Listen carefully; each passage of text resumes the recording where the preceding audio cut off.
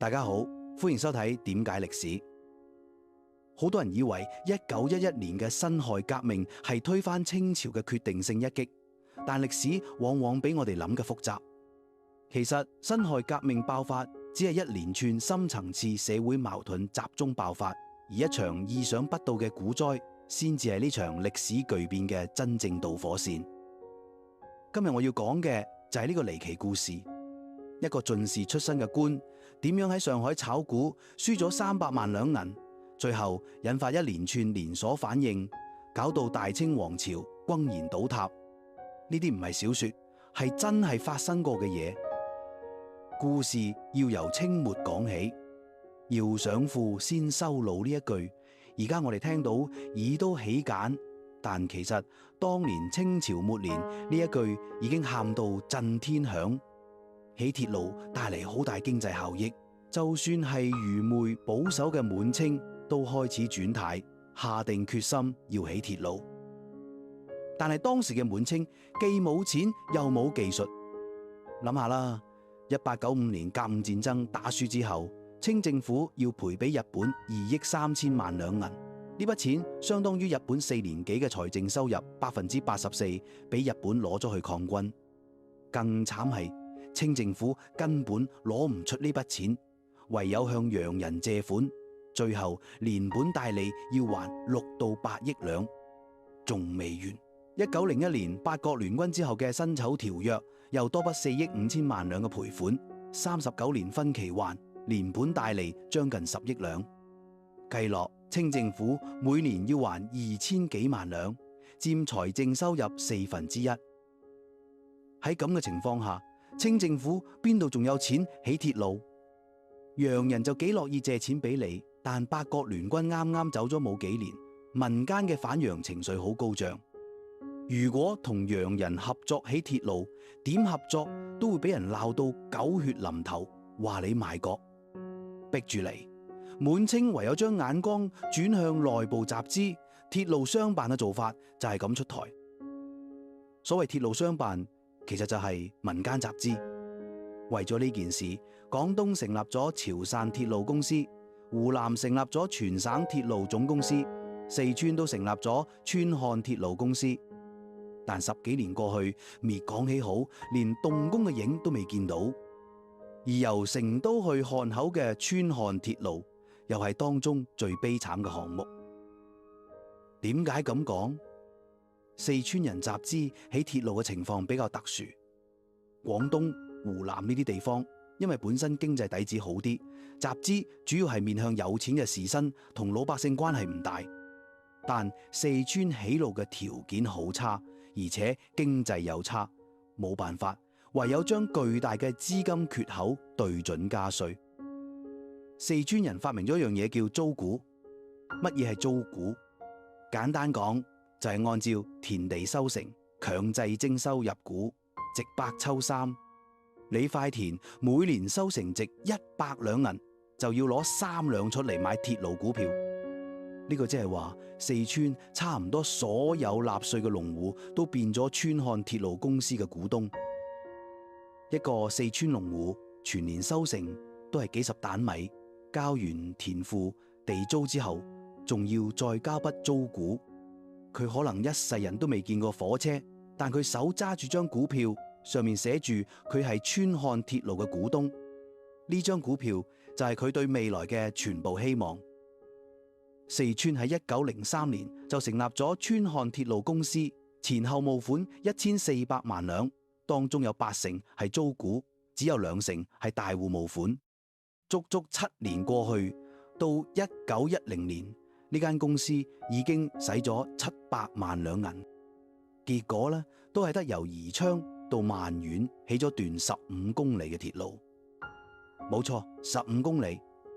按呢個速度，要起完成條川漢鐵路，大概要90到100年。呢件事搞到大名鼎鼎嘅總設計師詹天佑都嬲到想辭職。更離譜嘅係，款項當中有300萬兩銀，俾個叫施典章嘅高層攞咗去上海炒股。清朝都有股市，係中國唔係今日先有股市，100年前嘅滿清已經有股市。清朝嘅股市出現甚至早過銀行，早喺1860年，洋行嘅股票已經喺上海出現。到1891年，外商喺上海成立咗上海股份公所，專門用嚟買賣股票。呢個就係中國最早嘅證券交易所。講返正題，1910年上海股市嚟咗一波大牛市，乜嘢原因？橡膠。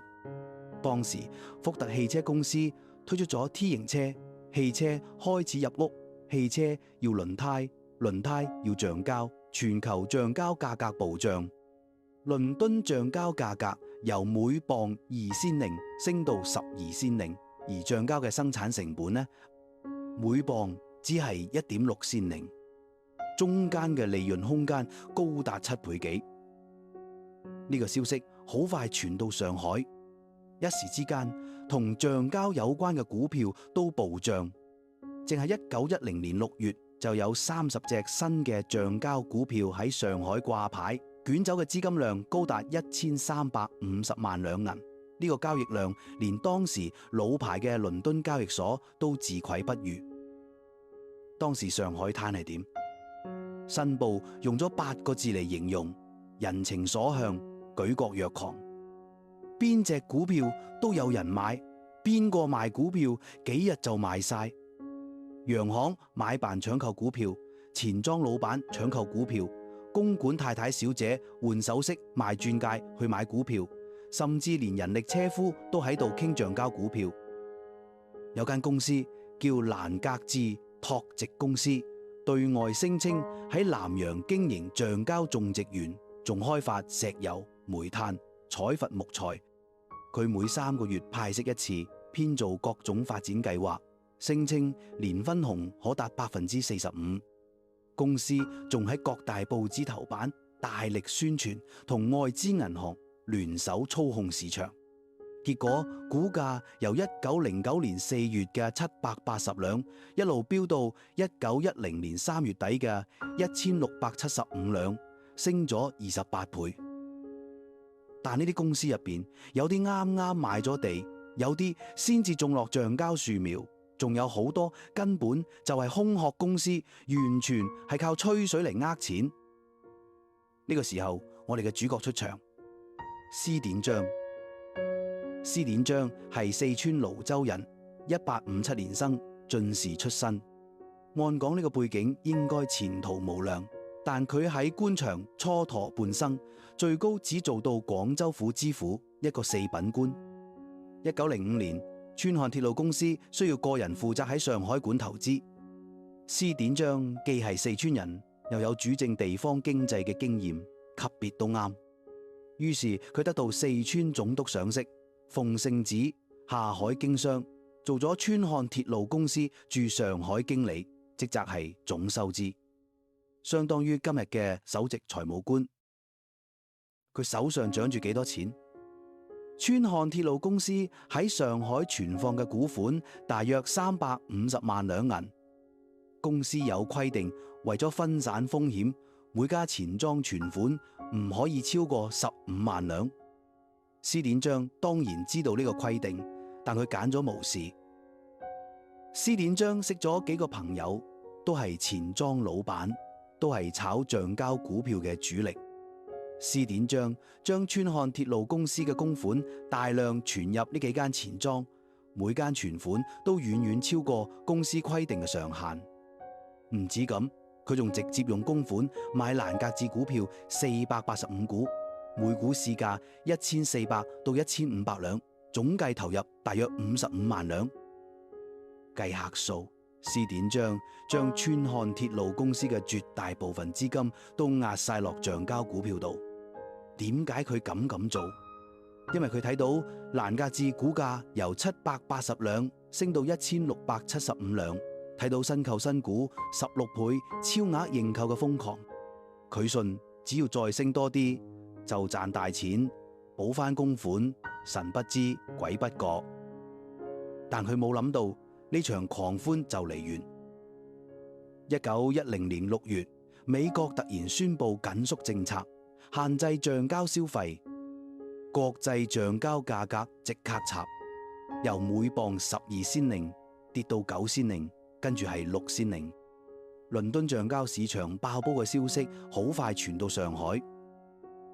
1910年7月21號呢日可以話係上海灘嘅黑色星期四，正源、謙餘錢莊同時執笠。第二日，兆康、深源錢莊執笠。外資銀行宣布停止股票抵押，即刻追數。第三日，元豐錢莊執笠。第四日，會大協豐、晉大錢莊執笠。短短4日，8間錢莊執笠，發出嘅莊票總額達600萬兩。上海灘街頭，人哋攞住莊票衝去錢莊，見到大門閂埋，擠喺銀行門口，俾人話股票抵押已經作廢。尋日仲值1600兩嘅蘭格智股票，今日報價得返幾百兩。食鴉片自殺嘅有之，負債潛逃嘅有之，跳樓嘅都開始出現。到1911年3月，另一間大莊二善元銀號都執笠，負債1400萬兩。1910年初，上海共有91間錢莊，到年尾執笠結業48間，佔53%，虧欠款總額1933萬兩，華商總損失4000到4500萬兩銀。呢個係乜嘢概念？相當於清政府年可支配財政收入嘅40%到45%。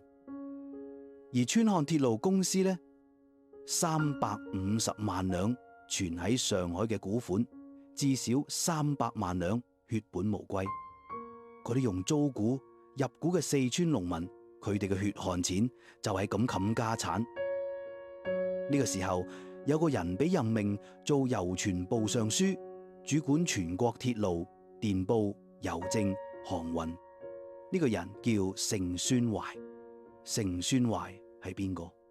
佢俾人譽為中國實業之父，創辦咗中國第一間銀行、第一間電信企業、第一個鋼鐵聯合企業、第一所理工科大學，可以話係清末最識經濟嘅官。上任之後冇幾耐，盛宣懷就發現川漢鐵路公司嘅賬目有巨大漏洞。郵傳部派人查核之後，結論令盛宣懷大怒，鐵路公司股款1400萬兩，實際用喺起路嘅只有大約700萬兩，350萬兩存放上海，當中大約300萬兩俾施典章炒股輸晒。宜昌至萬源段已經動工，但只起好15公里。按呢個進度，川漢鐵路要90到100年先至起得好。盛宣懷嘅怒火可以想象。呢條鐵路經理之人，或結黨營私，或道虛而不務實，虛微挫耗，甚至侵羅倒賬。點算？盛宣懷做咗個決定，鐵路國有化。佢嘅邏輯係咁：商辦鐵路效率太低，一定要由國家統一管。國家冇錢，唯有向外國借款。四國銀行團肯提供600萬英鎊貸款，年息只係5%，唔夠國內錢莊利率嘅一半。用呢筆錢起路，預計3年搞掂。1911年5月9日，清廷發布上諭，全國鐵路幹路收歸國有。問題嚟啦，原本嘅股款點算？盛宣懷嘅方案係湖南、湖北、廣東嘅商股可以退銀或者換國家鐵路股票，但四川只換唔退。而且施典章虧空嘅300萬兩，政府唔負責。點解四川要區別對待？盛宣懷嘅理由係四川嘅主要係租股，係攤派徵收嘅人數太多太散，冇得退銀。但四川人唔係咁睇，我哋嘅血汗錢憑乜嘢政府話收就收？憑乜嘢虧空嘅錢要我哋找數啦？1911年6月1日，盛宣懷發出電報，明確講因經營不善造成嘅虧損，政府冇必要負責。呢份電報成為壓死駱駝嘅最後一條草。1911年6月17日，成都四川保路同志會正式成立。佢哋喊出嘅口號係路傳與傳，路亡與亡。運動嘅蔓延速度快到爆。成立之後僅10日，入會者超過10萬人。到9月7日，全省64個縣成立保路同志協會，會員達幾十萬人。罷市、罷課、抗糧、抗捐，成個四川沸騰。新任四川總督趙爾豐，花名趙屠夫。1911年9月7日朝早，佢辦話睇郵傳部電報，有部保路同志會9個領導人。消息傳開，幾萬群眾湧去總督衙門請願。趙爾豐下令開槍，當場打死32人。呢日史稱成都血案。成都血案之後，全村形勢徹底失控，武裝隊伍迅速發展到20幾萬人。清廷慌晒，點算？調兵入村鎮壓。有邊度調？湖北。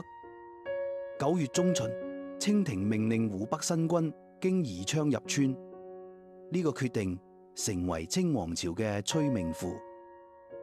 湖北新軍原有兵力大約15000到16000人，係張之洞多年心血訓練出嚟嘅精銳。主力調咗去四川之後，武昌城內外守軍得返大約9000人。但更要命嘅係另一個問題，革命黨早已滲透咗湖北新軍。參加革命團體嘅士兵有2000幾人，受影響嘅大約4000人。真正企喺清廷一邊嘅唔夠1000人，即係話湖北新軍1/3係革命黨員或者同情者。1911年10月9日，漢口鵝租界，革命黨人整起義用嘅炸彈時唔小心引爆，消息洩漏，湖廣總督下令全面搜捕。10月10日朝早，3個革命黨人喺督處俾人斬首。革命黨人知道再唔出手就冇得救。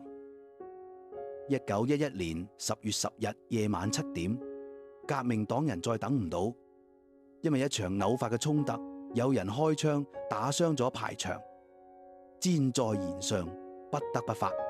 夜晚8點，工程營士兵打響起義第一槍，城外營地點火為號。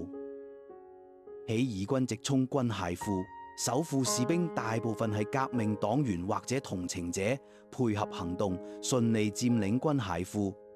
佢哋繳獲咗步槍幾萬支，大炮幾十門，子彈幾十萬發。起義軍分3路進攻總督署同司令部。午夜後，炮兵炮轟總督署，湖廣總督打破督署後牆，由9洞爬出，逃去長江軍南。10月11號凌晨1點30分，成個武昌落入起義軍手中。鐵血18星旗喺黃鶴樓頭飄揚。10月11號夜晚，漢陽光復。10月12號，漢口光復。武漢3鎮全部易手。武昌起義嘅消息傳開，全國沸騰。47日之內，15省宣布脫離清室獨立。10月14號，清廷逼住起用袁世凱。袁世凱扮病唔肯上位，一味同朝廷講數開價。佢嘅北洋軍雖然收翻漢口、漢陽，但佢故意拖住唔喐，夾住朝廷威脅。12月6號，袁世凱逼到攝政王辭職，大清嘅最後一道防線就咁冧咗。1912年1月1日，孫中山喺南京就任臨時大總統，中華民國成立。1912年2月12號，宣統帝溥儀退位，延續268年嘅大清王朝就此落幕。翻到最初嘅問題，施典章虧空嘅300萬兩銀到底係乜嘢概念？按清末購買力計，1兩銀大約等於今日嘅350到500蚊人民幣300萬兩大約等於10.5到15億人民幣，相當於清政府年財政收入嘅大約1%。睇落唔算多，但問題係呢300萬兩係四川3000幾萬農民嘅血汗錢，係佢哋減衣縮食、烤骨吸水湊出嚟。政府一句唔負責，就將呢筆賬賴晒。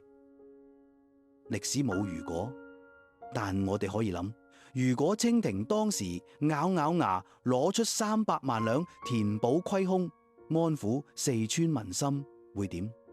好可能保路運動會升級做武裝起義，湖北新軍唔會調去四川，武昌唔會出現防務空虛，革命黨可能要再等幾年先至揾到機會。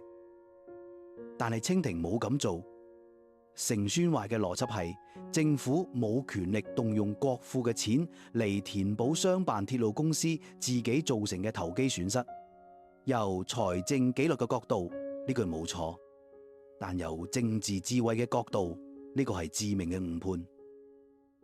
施典章最終被判監禁3年，罰金1萬蚊。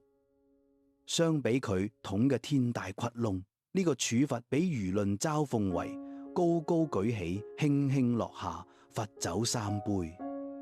3年監禁之後，施典章消失喺歷史嘅洪流入邊。佢嘅最終結局冇人知，史書只記錄佢嘅生年1857年，卒年住問號。